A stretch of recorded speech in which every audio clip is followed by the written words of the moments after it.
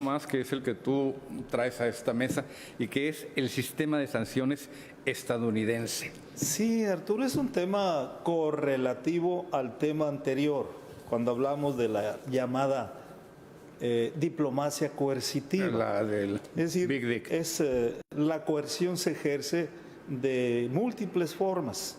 Una es la forma diplomática, la coerción puede ser armada también. Es decir, la presencia de los grandes ejércitos, la presencia de las cañoneras que ya comentábamos, ¿no? Es parte de la presencia de la OTAN, la presencia cerca de la OTAN, de Ucrania, esos cerca de vuelos Rusia. que se van a hacer ahora con 200 aviones y Sí. eso, ¿no? Y mensaje especial para Rusia, que no se descarta un ataque sorpresivo, no digo ahora, en cualquier momento, ¿no? Entonces, bueno, vamos a decir, el verbo de la coerción está presente y son distintas formas. Y las sanciones es la manera en que una de las formas en que se ejerce esa coerción ya como un hecho. Y yo voy a entrar primero, fíjate que reuní una serie de aforismos, algunos de memoria, o casi la mayoría de memoria, pero mira, son aforismos. Un aforismo es otra cosa que una breve declaración que busca expresar de manera concisa, ¿no? Bueno, algo coherente respecto de una verdad que tú manejas.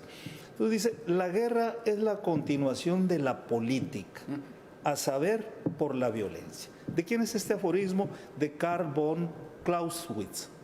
Es un teórico de la guerra. Y hay que tenerlo en cuenta.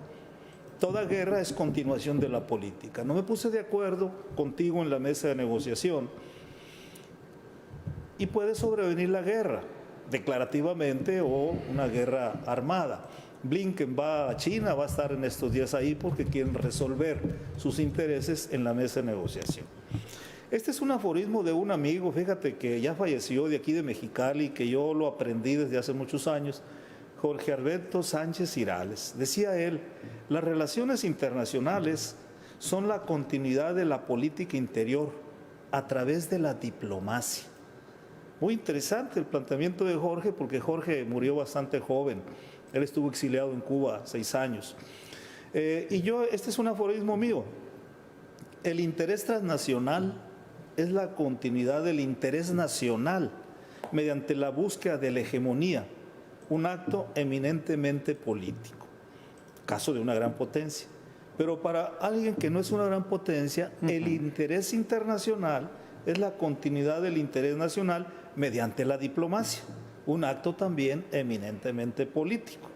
De tal manera que una superpotencia, Arturo, anda en la búsqueda de la hegemonía, que es objetivo global, es parte de su interés nacional, el cual se persigue mediante el diseño y la aplicación de una gran estrategia, así se le llama, la gran estrategia.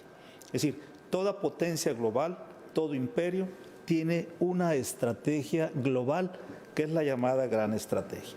Y en ese contexto hay que meter muchos de los temas particulares que estamos viendo nosotros.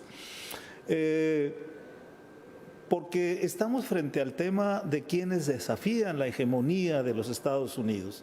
Estamos ante el tema de cómo este poder hegemónico enfrenta a sus rivales. Y es precisamente el asunto de las sanciones. Y bueno, vamos a tocar el tema de las sanciones y yo quisiera primero aclarar a tu amplio y apreciado auditorio que la palabra sanción tiene dos maneras de entenderse y contradictorias además, ¿no? Sí, de repente se confunde uno.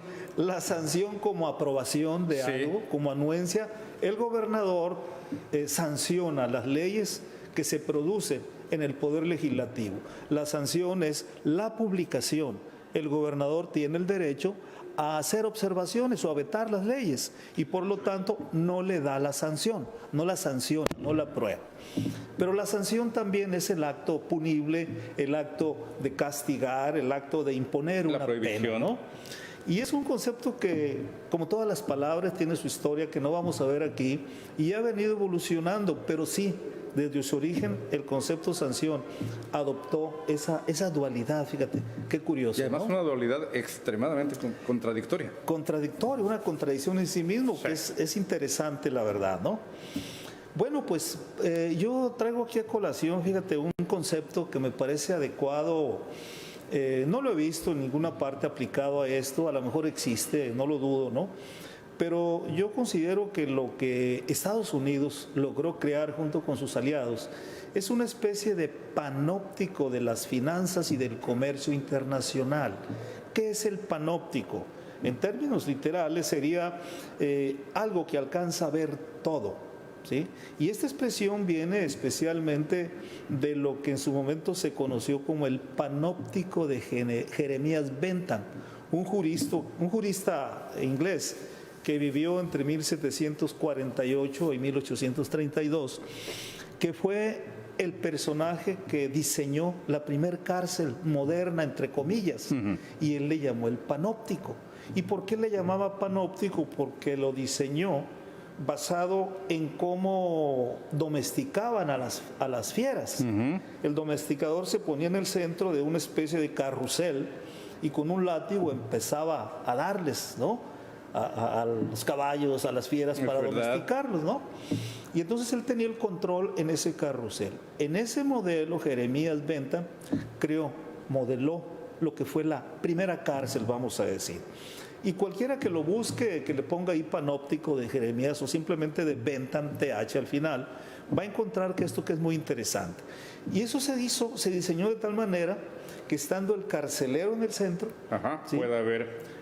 veía a todos los presos y las celdas estaban iluminadas de tal manera que el preso se sentía vigilado, aunque no estuviera allá arriba, en el minarete, vamos a decir, de la cárcel, el carcelero.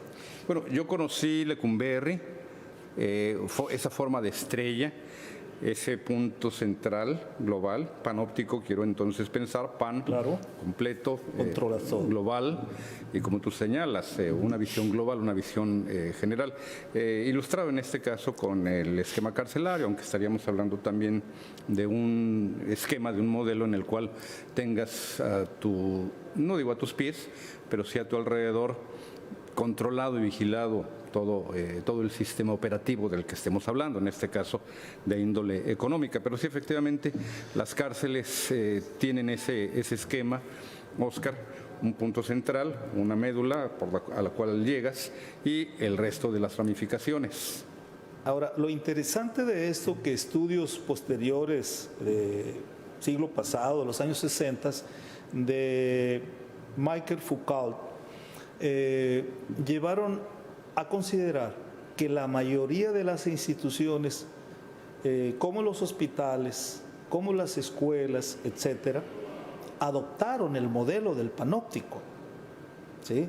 Y entonces dice Foucault que todas las estructuras jerárquicas se fueron desarrollando conforme a este modelo. Esto es muy interesante porque el panóptico existe en las instituciones de gobierno, en las escuelas, en las universidades, en los tecnológicos, con sus matices por derechos humanos, etcétera, pero el modelo está ahí.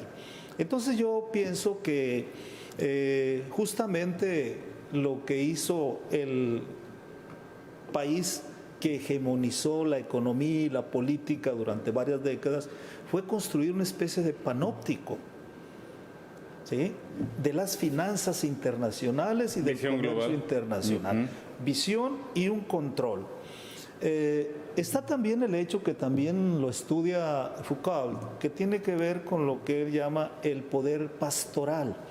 El poder pastoral es de pastoreo, ¿no? ¿Cómo te pastoreo? ¿Cómo te dirijo, no? Sí. Y entonces una de las formas es a través de todo un sistema de ideas, de creencias.